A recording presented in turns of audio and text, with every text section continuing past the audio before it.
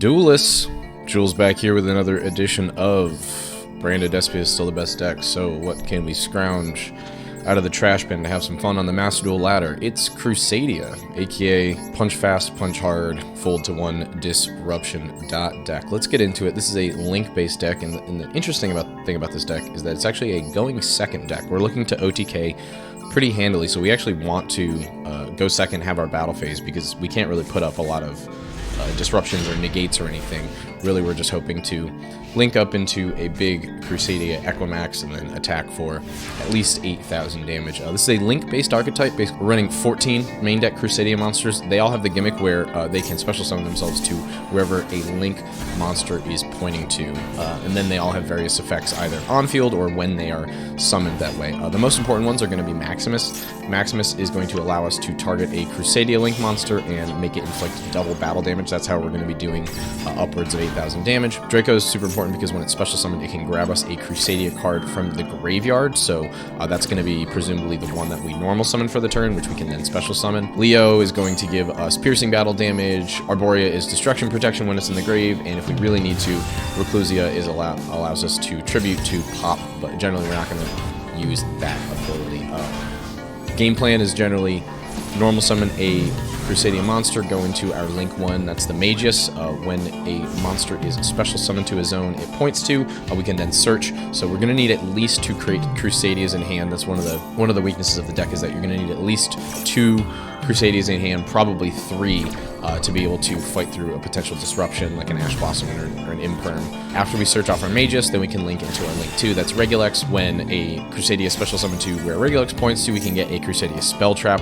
We're playing 2 in the deck. It's only going to be Power as well as Revival.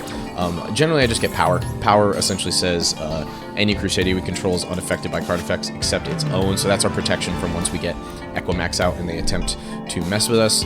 Revival is our field spell. If our opponent has a bunch of monsters out and we either have Leo to give piercing or they just summon a bunch of monsters in attack position, Crusadia Revival allows us to attack every monster they control with one of our link monsters, but generally we're not going for that. Generally we're just going to grab the power. After that we can go, once we go off Regulex, presumably we have one more Crusadia in hand, we can special summon that to where it's pointing to and go into our Equimax. Now Equimax is the whole crux of the deck. It gets attack equal to the combined original attack of all the monsters this card points to. It has the 2 downward side arrows to our zones, as well as the one directly behind the extra monster zone to our opponent's side, which is crucial. We have several kaijus in the deck so that we can make sure that our opponent has a big monster and we can choose where to put it. We also have 2 Nibirus, so if they special summon a bunch and we can Nibiru them, we can put our Nibiru token where our Equimax will point, as well as the Nibiru over on their side of the field where it's going to point to, so that this thing is going to be huge. Just a couple other extenders. We've got the World Legacy World Crown, just once again a free special summon, as well as some protection, and the Parallel Exceed as well, which allows us to go into our 2 rank 4 plays in the deck, in the extra deck, as necessary. Other than that, we're running just a lot of going second cards, obviously Maxis and Ashes and Cold Buys, but we also have 2 Lightning Storms, a Duster, a Raigeki, and a singular reinforcement in the army to get us our Crusadia Arborea, which is a warrior, so that is essentially just another copy of a Crusadia card in there. In the next trick, pretty straightforward. Generally we want to go Magus into Regulex into Equimax, running 2 of each of those, as well as 1 Crusadia Spathia. This is another link 2 that allows us to special summon to its arrows, but it also can move a monster, so we can potentially open up another arrow zone as necessary. If we really need to, we've got the IP Masquerena as well as Nightmare Unicorn if we have to go first. We've also got Update Jammer into Access Code Talker if we need to OTK in a different way, and we have a singular Mechanic Crusadia Avermax, which is, if possible, a good thing to end on, just because it's hard to out on if we have to go first once again.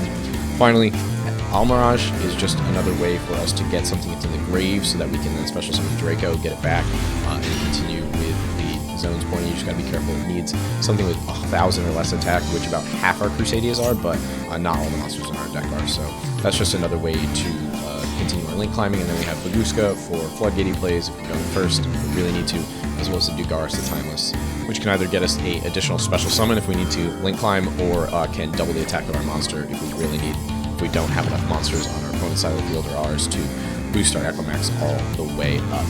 This is a fun deck. Spoiler, I was playing in the casual rooms because it could not handle on the ladder.